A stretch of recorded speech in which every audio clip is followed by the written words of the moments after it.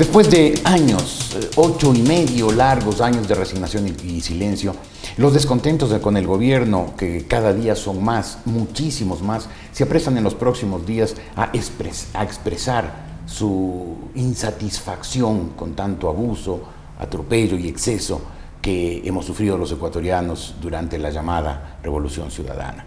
Y el gobierno, que ha perdido la calle y que está desesperado y angustiado por la pérdida de la calle, se apresta a tratar de retomarlo. Así es que esta advertencia es simplemente para que reflexionemos a quién le puede interesar, si no al gobierno, sembrar la violencia en las calles para poder retomar la política del amedrentamiento y el miedo que tan bien le funcionó durante estos largos 8 años y medio. Y precisamente del miedo vamos a hablar hoy con un experto en temas de inteligencia y por lo tanto de temas de investigación y de intromisión en la vida de la gente. El coronel Mario Pazmiño, un experto precisamente en temas de inteligencia. Coronel, ¿cómo está usted? Buenos días. Muy buenos días, Jorge. Muchísimas gracias por la apertura y la oportunidad de poder conversar con usted. Coronel, hay cada día versiones más sólidas de que el gobierno tiene un inmenso aparato de espionaje para saber qué hace, qué dice, qué piensa, con quién se reúne la gente. ¿Es eso en realidad posible o es una leyenda?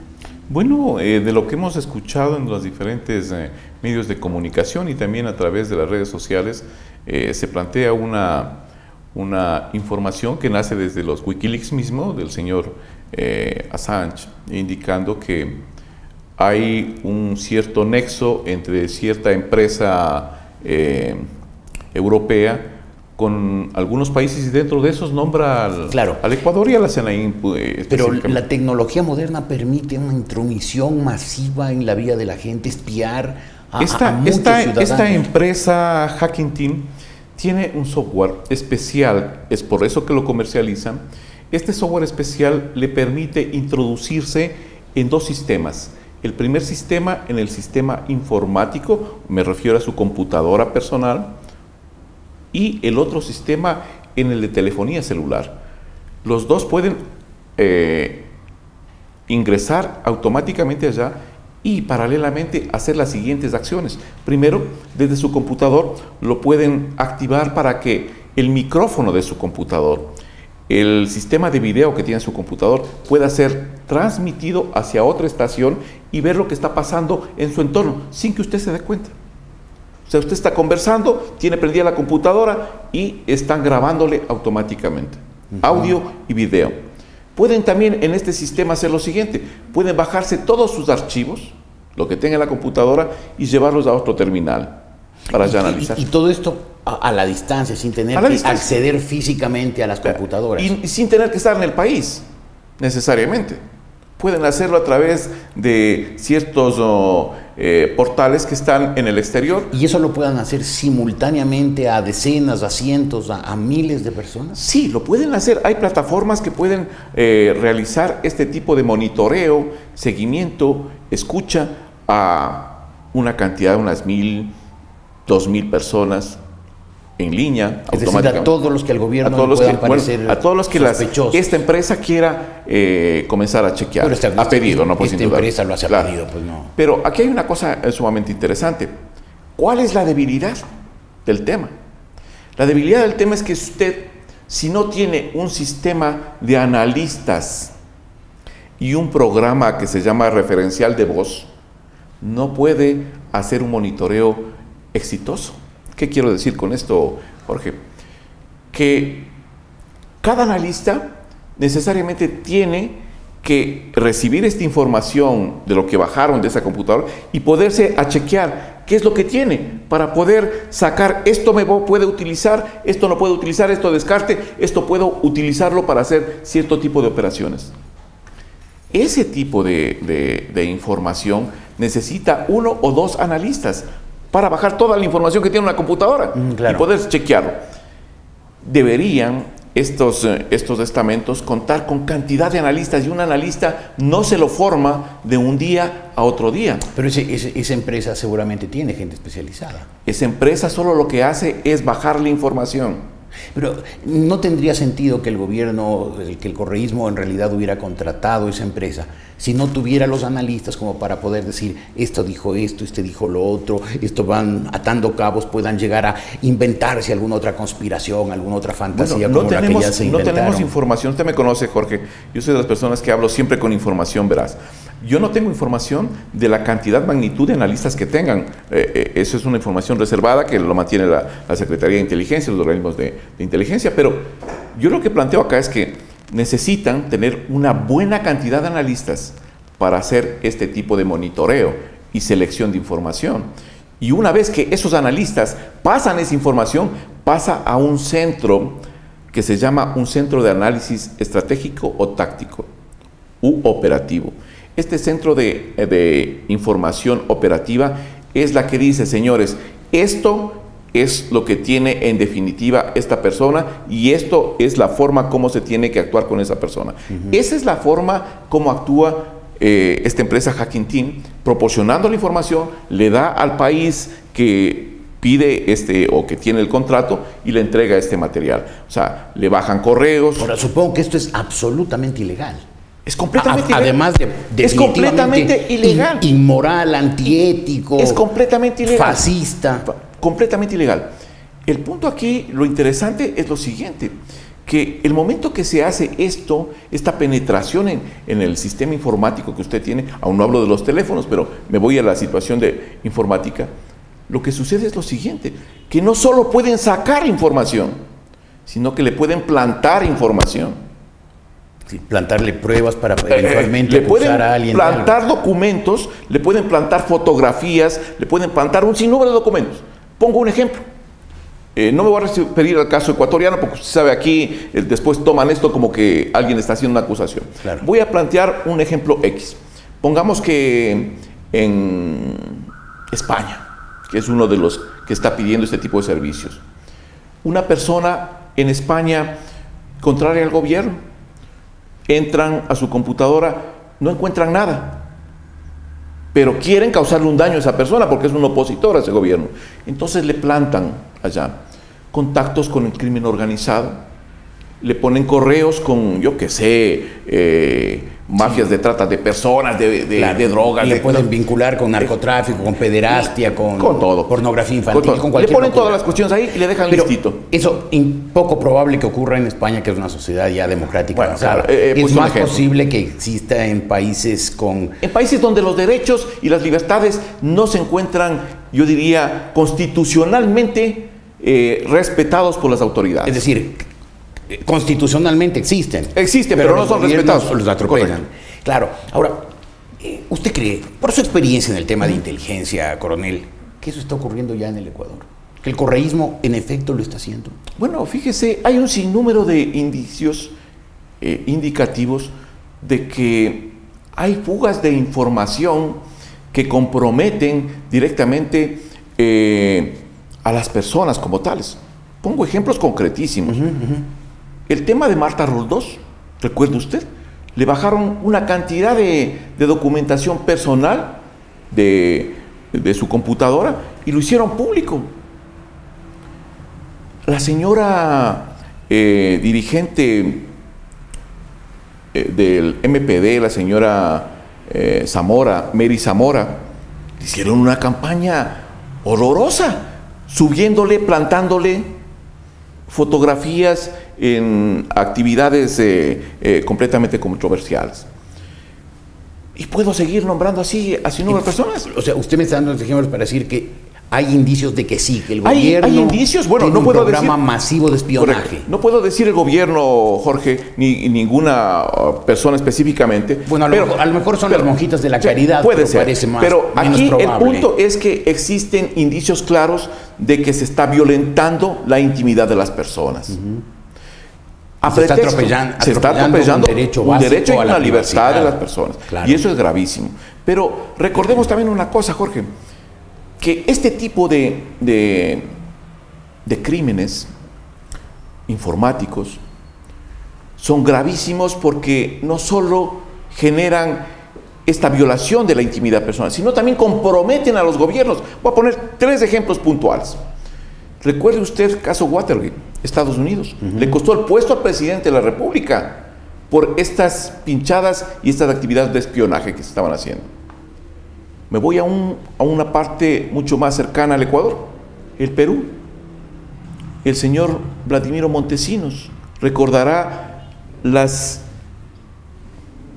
filmaciones clandestinas y también la colección de información que estaban haciendo con algunos funcionarios del... Claro, el señor Montesinos terminó preso. Terminó preso, claro, todo por esas cuestiones, y se demostró ahí cómo actúan estos sistemas. Lo que le pasó al señor Uribe con las famosas pinchadas del DAS, que están todavía en proceso investigativo. Entonces, todas estas situaciones no es que quedan ahí. Claro. O sea, un gobierno dice, bueno, ya pasará y me iré de aquí y eso queda ahí. O no me iré nunca, me quedaré para y eso siempre. Quedará, y eso quedará ahí. Que parece ser señores, el caso. Están completamente equivocados en eso. O sea, tarde o temprano. Vea, tarde o temprano estos excesos van a ser judicializados y tarde o temprano esas personas que hicieron ese tipo de actividades van a ir presos. O sea, es así de sencillo. Y también quien pone a unos jueces para tratar bueno, será la justicia quien juzgue los niveles de comprometimiento de cada una de las autoridades. Hace pocos días tengo entendido que un grupo de periodistas fue llevado a las instalaciones de la SENAIN. Uno de ellos me dijo que fue una farsa, una patraña, que les mostraron lo que les quisieron mostrar y que no les mostraron lo que verdaderamente interesa. ¿Qué es, Coronel Pazmiño, lo que verdaderamente interesa en una central de inteligencia? Bueno, yo no conozco las instalaciones de la SENAIN. Me hubiera gustado que sea una invitación pública en la que abierta, que digan, vean, señores, pasen, vengan acá, chequen lo que ustedes quieran, aquí no pasa nada, y todos los ecuatorianos salimos tranquilos. Bueno, pero eso es aparte. Pero no sé qué es lo que les hicieron ver, pero generalmente una instalación de inteligencia siempre guarda y protege yo diría, una estructura operativa que es especial. Siempre lo guarda y lo protege y nunca lo va a poner a la luz pública.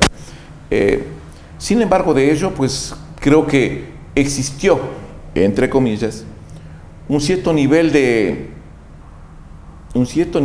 mínimo de transparencia, al decir, venga la prensa, aquí están las instalaciones, no pasa nada, esta es una casa de un señor Isaías que le decomisamos, le hemos reconstruido y le estamos utilizando para combatir el crimen organizado y ciertas situaciones más. Okay. Lo interesante hubiera sido que esos asambleístas que fueron unos días anteriores, antes que hagan esta visita periodística, les hayan invitado, porque me imagino que estos asambleístas tenían mucho más información en dónde ir a ver las cosas. ¿Usted cree? Creo que ellos no les dan ningún información, solo les dicen, vayan, siéntense y levanten la mano cuando se les ordene. Bueno, yo me estoy refiriendo al caso de 4 asambleístas, Cintia Viteri, que le vi que estaba golpeando las puertas, sí, a Andrés Páez, creo que estuvo también allá, algunos otros que no lo recuerdo en este momento, que fueron allá. Entonces, si uno no oculta nada, si uno no tiene nada que esconder, si no está cometiendo ningún tipo de actividad ilegal, vengan, revisen, hagan lo que ustedes quieran, y después de eso yo los hubiera sentado en la mesa a estas personas y diría, señores, ustedes vinieron acá a ver esta instalación, que es una instalación de inteligencia. Ok, entonces, como ya vieron que no existe nada, entonces, ahora sí, ante todos los medios de comunicación, ustedes, señores, rectifiquen lo que acaban de decir. Pero, ¿usted cree que hay algo oculto ahí? Jorge, yo siempre le he dicho, yo hablo con evidencias y con pruebas concretas. Yo no tengo evidencia de que exista ya. Pero usted debe estar vinculado todavía, debe tener amigos, contactos, relaciones con gente de la comunidad de inteligencia, gente que sabe esto.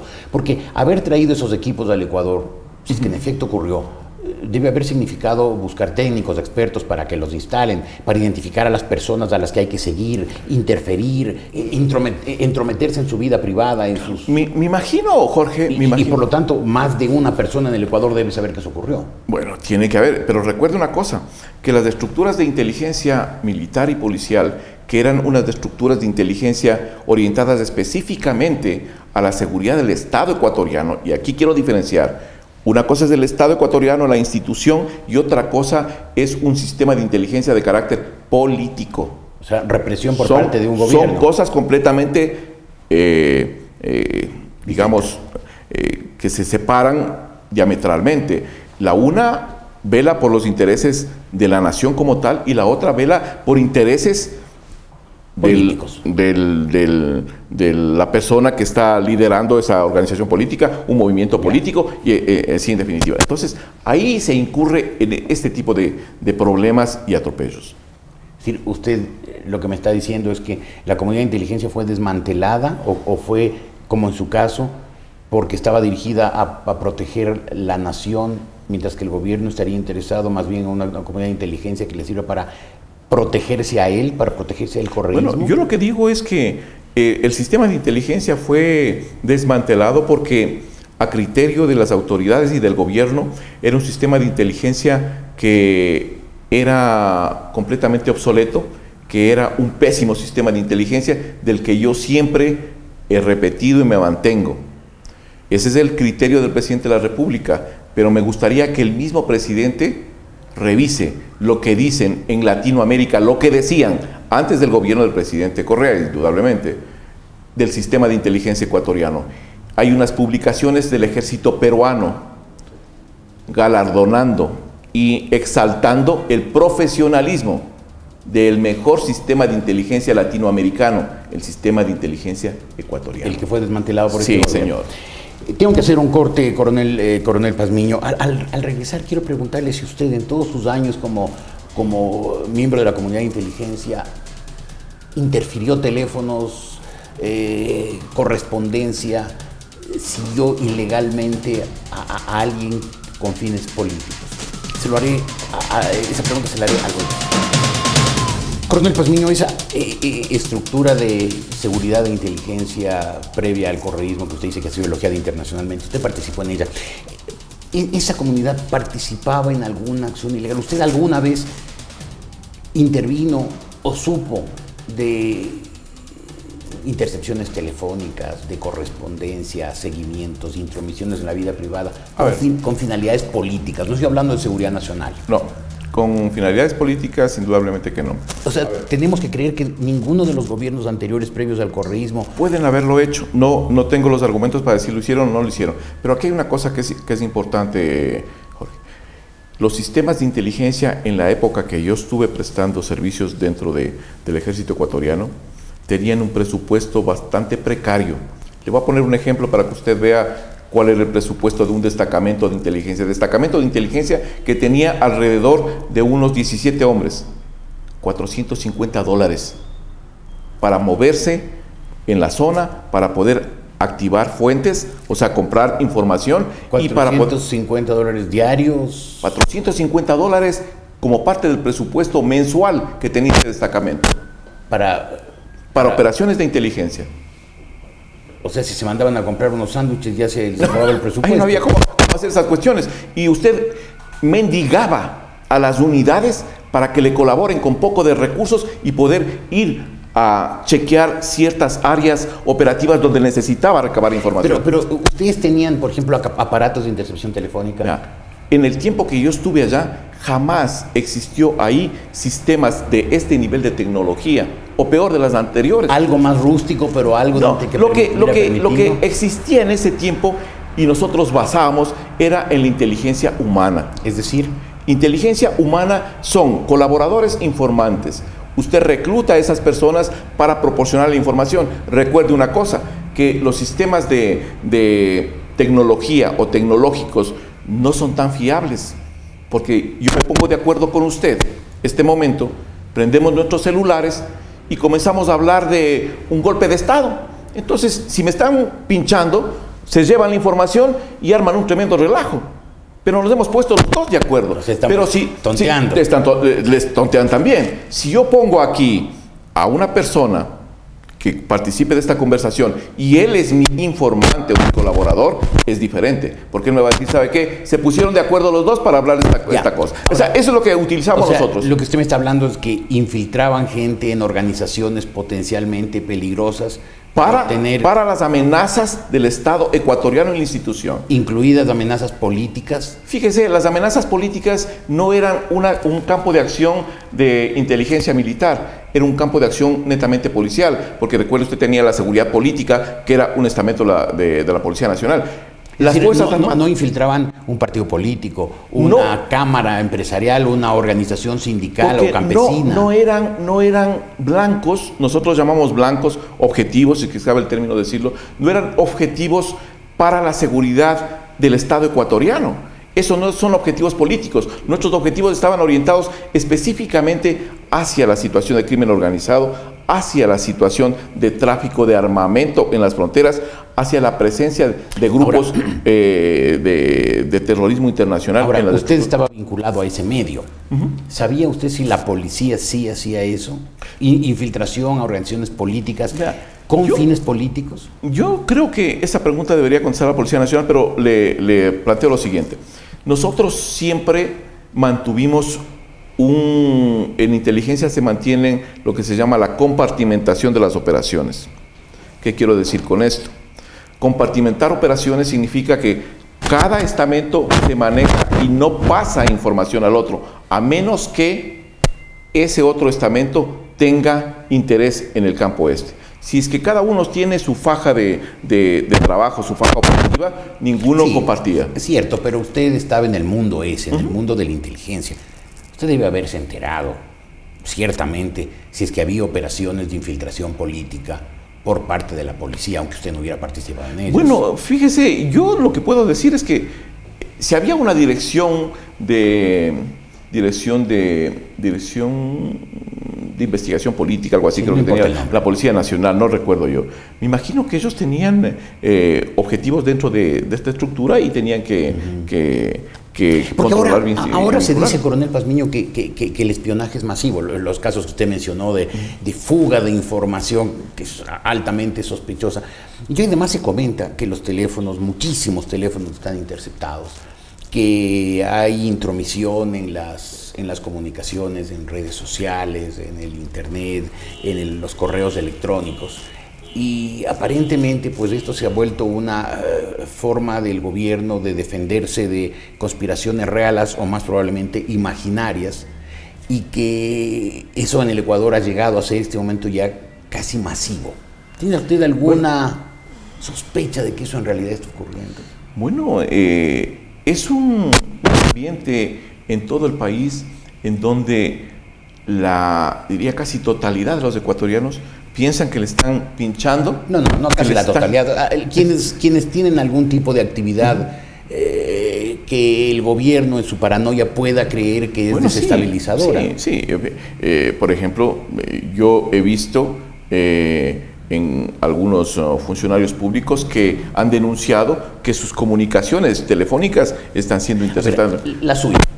Bueno, ¿usted siente que su teléfono está interceptado? Yo sé que mi teléfono está interceptado. ¿Sabe? Yo sé que mi ¿Y teléfono... quién le interceptó? Bueno, no sé quién. Usted no sabe. No sé quién. O sea, podría ser las Monjitas de la Caridad. Bueno, podría ser la Unión de Toreros. Puede ser todo. O podría ser el gobierno. O sea, cada uno sacará sus propias conclusiones. Yo sé que mis comunicaciones, mi sistema informático que yo tengo en mi computadora, son interceptados.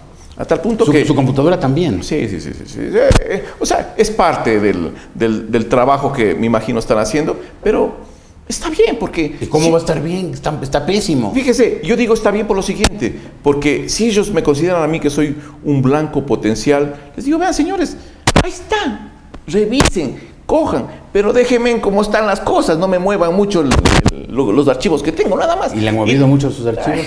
Y si es que están interesados en saber mis actividades, que no me anden poniendo esas vigilancias un poquito infantiles, ¿ya? En las terrazas de las casas vecinas, porque vea... ¿De las casas vecinas le están chequeando a usted? Sí. Ellos saben a lo que me refiero, o sea, no quiero entrar en detalles, pero esas cosas, más bien hechas no profesionalmente, más bien hechas, yo diría, rudimentariamente, en donde colocan conos acústicos o cámaras de alta precisión para saber con quién entra a mi casa, con quién me reúno. Si es que tienen tanta duda, yo les invito a que tomen un café en mi casa. ¿Y le siguen por las calles? Claro, eso sí. ¿Desde hace cuánto? Ya llevo 8 años, Jorge, con esto. O sea, a los 6 meses de empezar este gobierno. Sí, ya llevo yo, desde el tema de Angostura, tengo ya, y desde cuando yo pedí la baja a la institución, el gobierno me cataloga como un objetivo y como una persona que mueve, agita a la sociedad ecuatoriana en contra de este gobierno. ¿Y usted agita a la sociedad ecuatoriana contra este gobierno? Yo le quiero aclarar este punto y gracias a la pregunta, Jorge. Yo nunca he convocado a que vengan a defender mis ideas o mis pensamientos. Yo voy y me defiendo solo. Si yo pienso así, me mantengo así. Yo no estoy diciendo a mi barrio... Sí, pero usted está en conspiraciones contra este gobierno, hablando de desestabilizaciones o está apoyando alguna candidatura que pretenda desafiar los intentos de perpetuación del señor Correa.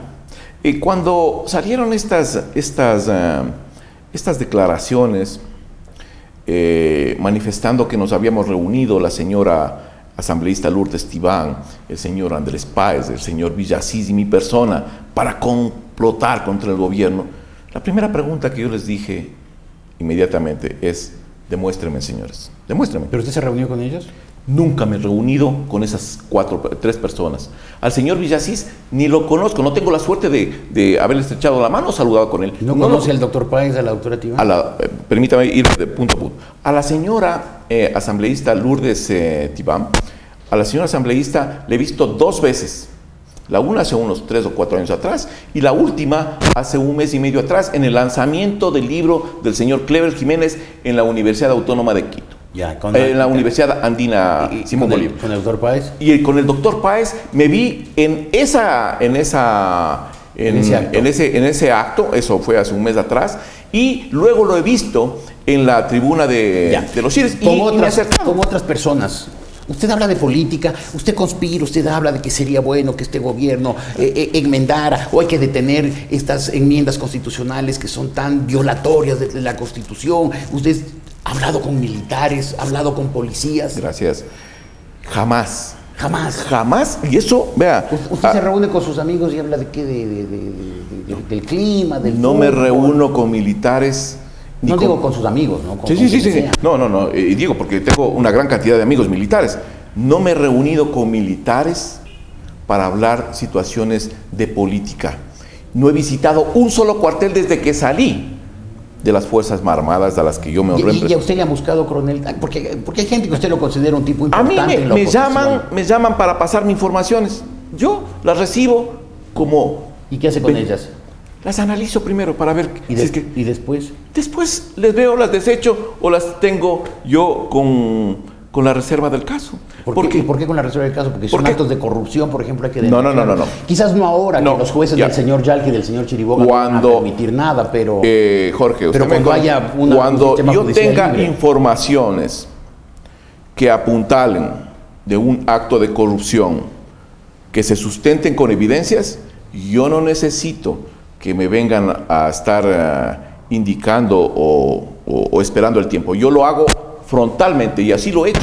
Y por eso es que me han metido un sinnúmero de indagaciones previas para coartarme y evitar que siga hablando. Indagaciones previas que creo que ninguna de las cuales ha prosperado, que ha quedado en eso, ¿verdad? Sí, pero lo que yo estoy haciendo ahí es manifestándole, no por criticar al gobierno, o sea, eso es lo que no entienden. Yo no estoy criticándole ni atacando al gobierno, porque el momento hay que criticarlo al gobierno, el gobierno sí, comete pero el momento que hay que criticarlo. Sí, pero el momento que usted le dice, vea señor, esto están haciendo mal, es para que rectifique, pues.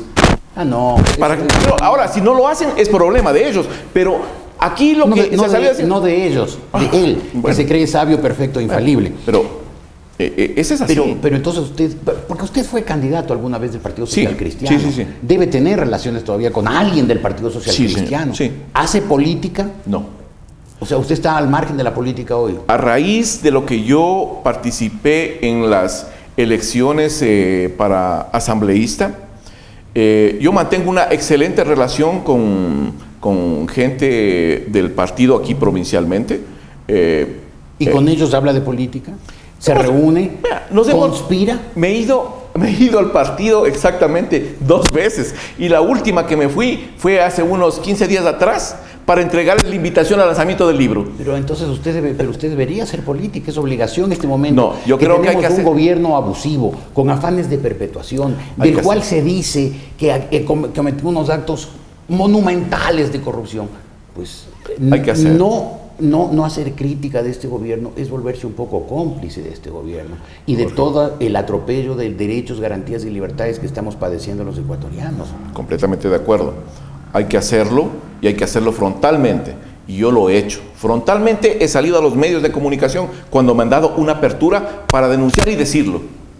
Y yo sí lo he hecho muy tajantemente, muy frontalmente, y les he dicho, aquí está, señores, la podredumbre. Corrijan esta situación. Eso es hacer política decentemente. No es hacer política utilizando un espacio de cadenas nacionales o como para difamar a las personas sin comprobarlo. ¿A usted le han difamado? Claro, el momento que a usted le dicen, usted, señor, es un traidor a la patria, usted, señor, trabaja para la CIA, usted, señor, trabaja para el Mossad, usted, señor, trabaja para la inteligencia colombiana, yo les digo, señores, aquí estoy 7 años y medio, 8 años ya, esperando que me demuestren. Demuéstrenme. Y si es que es así, métame preso. O sea, lo que usted me está diciendo es que no tiene ningún contacto con la CIA, ni con el Mossad israelí, ni con nadie. Yo cuando estuve de director de inteligencia, por un mes, 18 días, que le pido también al presidente y a un sinnúmero de personas que me dicen, el director de inteligencia. Vean, señores, revisen desde cuándo fui director de inteligencia. Un año, un mes, 18 días. Y luego de eso se presentó lo de Angostura. Y en el tema de Angostura, y permítame solo un cortísimo nomás, yo era el director de inteligencia del ejército, no del comando conjunto, porque el director de inteligencia del comando conjunto era el señor general Luis Garzón. Y el señor general Luis Garzón, que ahora es jefe del comando conjunto, él era el director de inteligencia de todo el sistema de inteligencia nacional. Lo que usted me está diciendo es que si hubo problemas de inteligencia, fallos de inteligencia que permitieron lo de Angostura, es culpa del general Garzón, no suya. Completamente de acuerdo. Okay. Completamente de acuerdo. Una pregunta final en este bloque, porque tengo que hacer otro corte, Coronel. Usted me está diciendo que a usted le han seguido, le han interferido su correspondencia, sus teléfonos, le tienen vigilado de las terrazas vecinas, le siguen por la calle, el gobierno lo ha hecho durante 8 años y no ha encontrado nada. O sea, le han perseguido y le han espiado en vano. Vean, yo creo que sí, porque... ¿Y por qué siguen haciéndolo? Porque creen que yo estoy, yo qué sé, pensando en derrocar al gobierno, pensando en causar una situación de... ¿Y usted no está pensando en eso? No, fíjese, yo más bien le quiero tomar un punto, Jorge, con relación a lo que usted me está preguntando en este momento. Yo he presentado 3 denuncias ya, y después me cansé, dije, vea, ya no. Porque sigo presentando denuncias, tengo que pagar abogado para que me patrocine la denuncia. Presento la denuncia y nunca hacen nada. 3 casos perfectos. Les pasé 35 fotografías de los agentes que estaban vigilando mi casa, los carros. Les dije, señor fiscal, por favor, estas personas están atentando contra mi privacidad y me están vigilando en la casa. Yo quisiera saber qué es lo que pasa, quiénes son. Hasta el día de hoy, ya han pasado 3 años y un poco más. Ese es el primer caso. ¿El segundo? El segundo caso, justo también en la casa, unas 2 chicas, ¿ya?, van a preguntar por mi persona. Pero como yo tengo amigos en el barrio, me dicen, vea, coronel, están preguntando a esta señorita. Yo salí ese rato, están preguntando a las 2 señoritas. Y digo, ¿dónde están? Me dice, allá van en la esquina. Cojo el carro, me voy a donde las chicas estas, prendo la grabadora, el celular del carro, y les digo, disculpe, ustedes me están buscando a mí. Y ella estaba hablando por teléfono, y lo tengo grabado. Y le dice, un ratito, mi coronel, estaba llegando a mi coronel Pazmiño este rato, espérese un ratito. Y se ponen nerviosísimas. Le digo, ¿usted tiene algo conmigo? ¿Tiene algo con mi familia? ¿Por qué reacciono así? Porque ya me hicieron un atentado a mi persona y un atentado a mi hija. Y eso sí no le permito a nadie. Eso sí no lo permito a nadie. Aclaro. ¿Y esa denuncia también la presentó en la fiscalía? También la presenté, porque no es justo que vayan, comiencen a golpear el carro de mi hija y le traten de sacar hacia una zona más congestionada para que lo choquen. Sí. Ese tipo de situaciones no lo voy a permitir yo. Y conmigo esas cosas son muy claras. Eso es un acto enorme de cobardía por quien haya ordenado y tolerado eso. Y sé quién lo hizo también. ¿Sabe lo que ¿Por qué no lo denuncia? En su momento. Todo en su momento, porque Sí, aquí pero uno presenta denuncias y no le paran bola, entonces... Pero ahí se ha portado usted ingenuo. No. Ir a la fiscalía en esas actualmente es, Bueno, sí, pero... es perder el tiempo, feamente. Vamos a hacer un corte, volveremos enseguida a la parte final de la entrevista. Vamos a hablar de un libro que presentó la semana pasada el coronel Pazmiño, Análisis de las repercusiones del socialismo del siglo XXI en la región. Se refiere a la región latinoamericana, donde varios de los socialismos del siglo XXI están causando enormes devastaciones.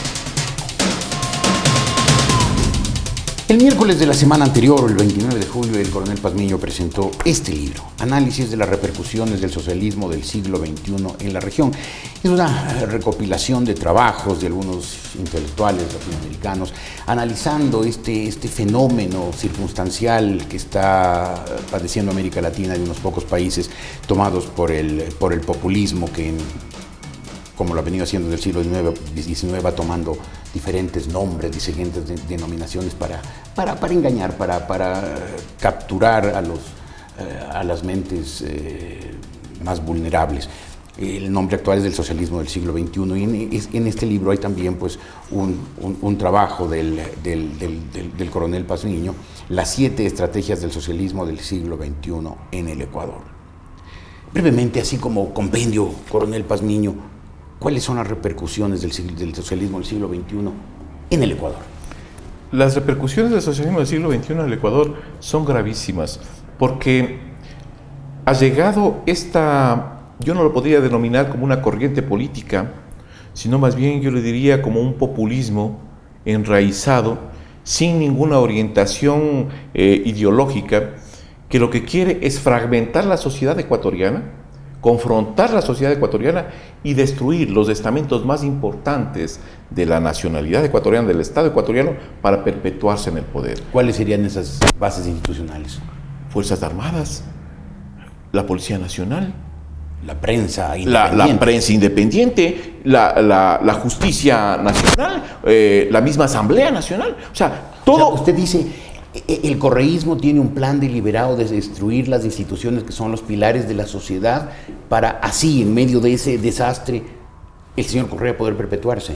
Yo creo que sí. Recuerda lo que dijo el señor Correa en uno de sus sabatinas, que él era el presidente de todas las funciones del Estado. Sí, pues es una incomprensión total de la democracia. Pero el mensaje que le está mandando al pueblo ecuatoriano, le está diciendo, señores, yo soy aquí el que tiene la voz y la razón. Nadie más tiene la verdad aquí. Soy el único. Yo, el supremo. Ahora, eso ya está pasando. Su libro se refiere más bien a las repercusiones, un poco a lo que dejará cuando finalmente pase, que parece que va a pasar pronto esta Bueno, lo que va a pasar en el país es que el país va a quedar completamente endeudado. El próximo presidente que venga a hacerse cargo del Estado ecuatoriano tendrá que vérselas las de Caín, porque va a ser sumamente difícil que de la postración en la que se va a quedar este país por el endeudamiento gigantesco que tiene, logre cumplir o salir a cumplir su campaña que ha propuesto para las elecciones. Es sumamente difícil y las instituciones tendrán que irse desmontando. Por eso es que yo comparto lo que dice el doctor Enrique Ayala Mora.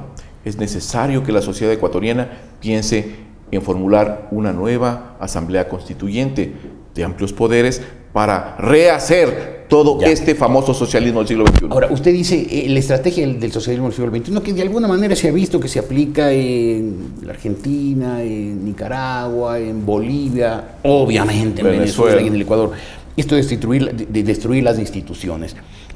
Usted mencionó una de ellas, a las Fuerzas Armadas.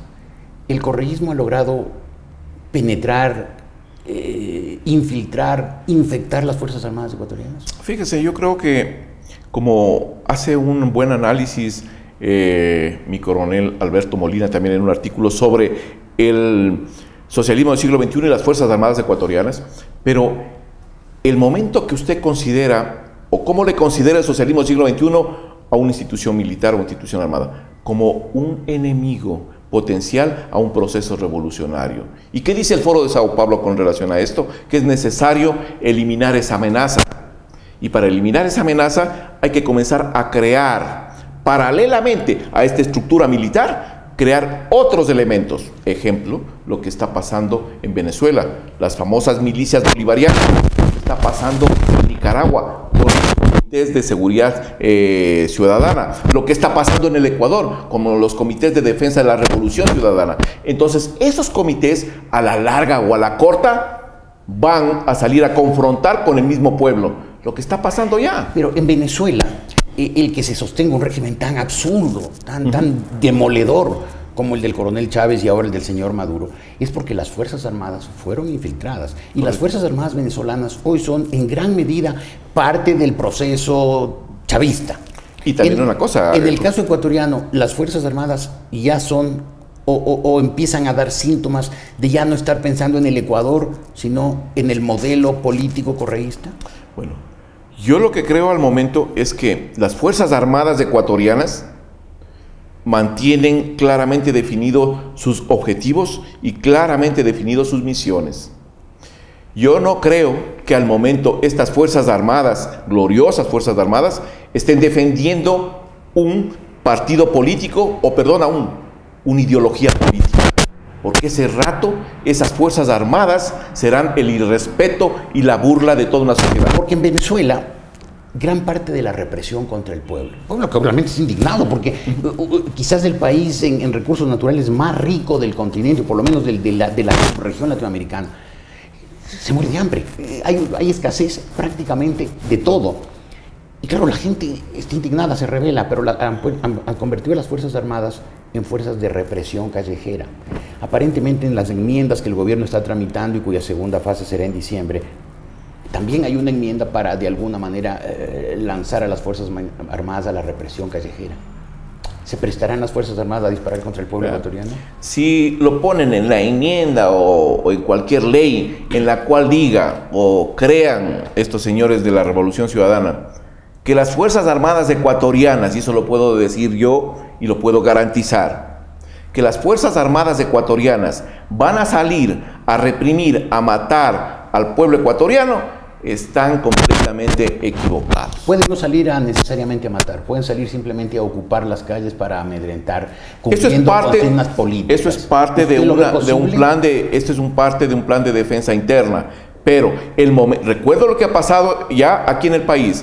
Cuando las Fuerzas Armadas se dan cuenta de que están siendo utilizadas políticamente o para defensa de un estamento político, las Fuerzas Armadas dicen, señores, hasta aquí y gracias. Atiéndanse ustedes solos. O sea, en el Ecuador no va a pasar lo que está pasando en Venezuela. Yo creo que no. Tenemos unas Fuerzas Armadas responsables, tenemos unas Fuerzas Armadas que piensan en su país, tenemos unas Fuerzas Armadas victoriosas que no pueden colocarse a la par con unas Fuerzas Armadas represoras como son las de Cuba, las de Venezuela, las de Nicaragua y también otras de Latinoamérica que están comenzando a tomar esos impulsos. En este trabajo suyo sobre las repercusiones del socialismo del siglo XXI en la región, ¿usted ve un problema, el intento de destruir las instituciones? ¿Usted cree que de alguna manera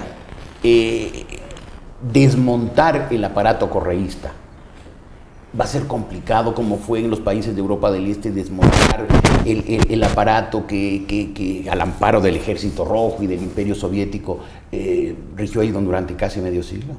Va a ser sumamente difícil, Jorge. Sumamente difícil, porque ¿en qué se sustenta? ¿En qué sustenta el socialismo del siglo XXI su capacidad de ir sometiendo a las sociedades? En la desinformación. Mientras más se mantenga ignorante una sociedad, es más fácil controlarla. Y eso es lo que hace el socialismo del siglo XXI. Le mantiene desinformado de lo que está pasando, le tergiversa la realidad, le cambia la verdad para decir, señores, yo soy el ungido, yo soy el Mesías, yo soy la persona que tiene la verdad. Todo el resto que critica mi posición está equivocado y esos están atentando contra el Estado. ¿Por qué apunta para allá?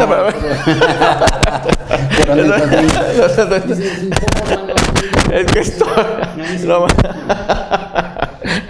No. ¿Y usted cree que en el caso ecuatoriano el gobierno, yo sé que ha habido una persecución a la prensa precisamente para eso, para que la gente no se entere de la verdad y vulnerar las mentes más frágiles de los ecuatorianos que le han creído todo al gobierno, pero es evidente que en este momento la credibilidad del gobierno, de Correa singularmente, está muy en baja, está muy a la baja. La gente cada vez se cree menos, cada vez repudia más las cadenas, porque siente que es una sucesión apabullante, aplastante de mentiras, de engaños, de distorsiones. Jorge, ¿quién basa el control estatal en una campaña psicológica, ¿ya?, para irle tapando la verdad al pueblo? Esa misma campaña psicológica de desinformación permanente, a la larga y a la corta, se le va a venir como un boomerang. Y es lo que está pasando en la actualidad. Ya nadie cree en las famosas sabatinas. Ya nadie cree... Bueno, unos pocos ingenuos todavía. Los más fanáticos. Ya nadie cree en las cadenas nacionales. Vea, yo he visto en algunas partes, cadena nacional, cámbiale, pon lo que quiera, más que sea... No hay donde cambiar. Bueno, ponle lo que sea, pero apaga la televisión, pon la radio, lo que sea, pero no me pongas a escuchar esas cosas. Claro. Entonces, y yo creo que es el sentido de los ecuatorianos, pero eso es por una saturación de esta propaganda atosigante, porque el correísmo y también el socialismo del siglo XXI lo que ha hecho es quitar los referentes nacionales, y me refiero a los periodistas como usted, Jorge, y como un sinnúmero de periodistas más que han tenido la valentía de decir las cosas como son. Esos referentes son un problema al Estado. Porque tienen no al Estado, al gobierno. Al gobierno, porque tienen un nivel de aceptación y la gente cree en esa persona porque es transparente. Entonces, si la gente cree, me está afectando, pues, porque me quita también credibilidad a mí. Claro.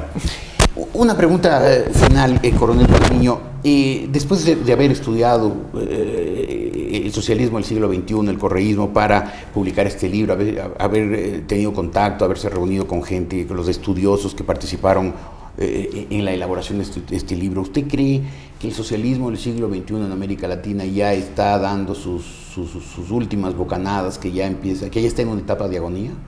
Yo creo que sí. La gente en Latinoamérica se ha dado cuenta de que esa famosa teoría revolucionaria que nació con este señor Alexander Buzgalin, un ruso que le facilitó las ideas a este padre del socialismo del siglo XXI, Hayes Dierich. Estas personas se han dado cuenta ya en América Latina, las sociedades, de que esto lo único que va a hacer es colocar a Latinoamérica, a la región, en la postración social. Es por eso, Jorge, que nosotros, como dijimos en el lanzamiento del libro, esta es la primera etapa. La segunda etapa es la que vamos a presentarle en marzo del 2016 con un libro de análisis sobre las repercusiones del socialismo del siglo XXI en el Ecuador. Pero ese análisis ya va a ser desde las diferentes ópticas para que la gente, la propia gente, analice si este socialismo del siglo XXI nos favorece, nos conviene o no. Pero mi pregunta concreta era, ¿usted siente que se está desmoronando, que ya la gente se desengañó, entendió la verdad y la esencia? Este socialismo del siglo XXI tiene los días contados, porque la gente en toda la región, la sociedad latinoamericana, está cansada de la prepotencia, del abuso y de trabajar para sostener a una cúpula, a una argolla totalitaria. Sin embargo, coronel Pazmiño, Cuba es un fracaso estrepitoso. Venezuela es un fracaso gigantesco, así, espectacular. Y sin embargo, ahí están. ¿Por qué podemos creer que Correa no se saldrá con la suya de quedarse aquí muchos años?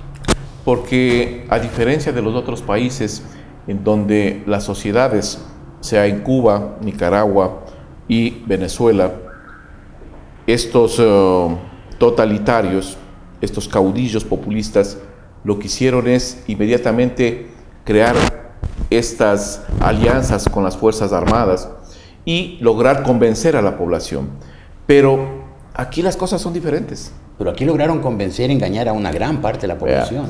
Jorge, aquí las cosas son diferentes por lo siguiente. Porque el pueblo ecuatoriano, si usted analiza regionalmente, es el único pueblo que el momento que se cansa, le dice, hasta ahí, señor, y vaya nomás para otro lado. Ese es el pueblo ecuatoriano. Y esas muestras las está viendo ya el presidente en todo el país. En Venezuela terminaron con la dictadura, por ejemplo, de Marcos Pérez Jiménez. Estoy hablando de... Sí. En Cuba con la de Fulgencio Batista. Exacto. En Venezuela, dije Pérez Jiménez. En la Argentina, bueno, el peronismo fue derrotado hace muchos años, ha vuelto y todo, pero hay historias de insurgencias de los pueblos que no son exclusivas del Ecuador. No, yo sé. Pero en Nicaragua tumbaron el sandinismo. Correcto. Perdón, tumbaron el somocismo. Es decir, no tenemos por qué creer que el pueblo ecuatoriano es más rebelde. Y si en Cuba, en Nicaragua, en Venezuela, con los desastres que han hecho sus gobernantes, se mantienen, ¿por qué no podremos creer que aquí Correa también logrará perpetuarse como Fidel Castro? Yo lo veo sumamente difícil. Primero, por el nivel de aceptación que tiene al momento el presidente de la República, que pero está a la baja. Lo tuvo muy alto, no porque haya tenido él ningún acierto, sino porque tuvo muchísima plata, una chequera gorda, dorada, con la que repartió y le hizo creer a la gente que la prosperidad se lo debíamos a él y no a los altísimos precios del petróleo. La gente se engañó y el gobierno fue muy hábil en engañar.